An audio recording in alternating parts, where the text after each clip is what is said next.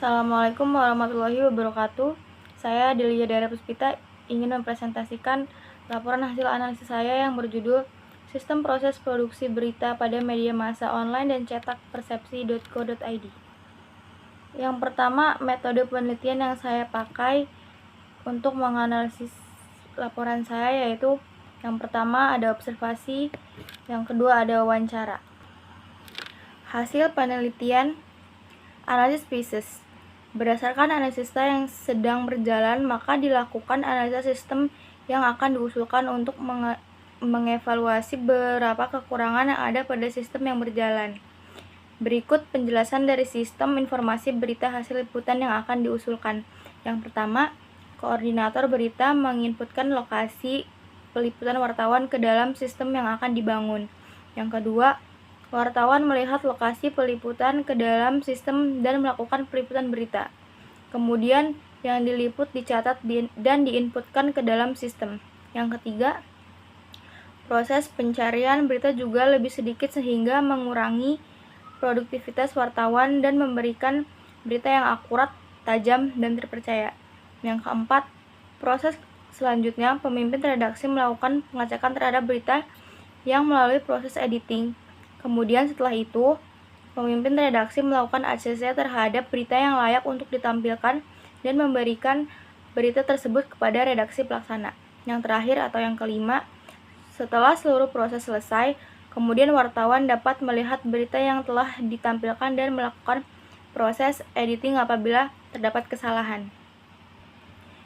Yang selanjutnya ada rancangan output. Yang pertama, laporan wartawan, kedua, laporan berita keseluruhan, yang ketiga, laporan berita berdasarkan wartawan, yang keempat, laporan berita berdasarkan lokasi, yang terakhir, laporan berita berdasarkan kategori. Yang kelima ada perancangan input.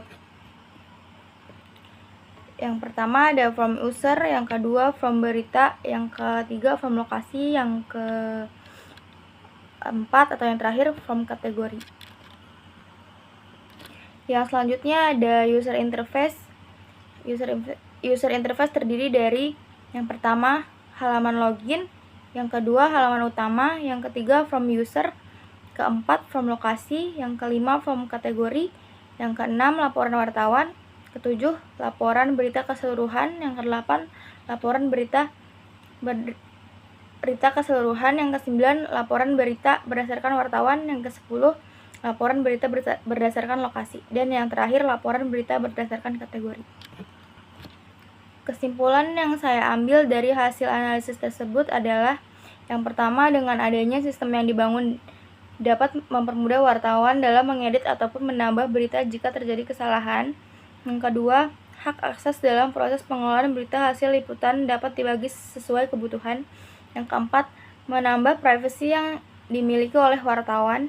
Yang terakhir, mempermudah proses pengelolaan berita mulai dari peliputan, editing, sampai proses konfirmasi berita sehingga berita siap disajikan untuk masyarakat. Yang terakhir, terima kasih. Kurang lebihnya mohon maaf. Wassalamualaikum warahmatullahi wabarakatuh.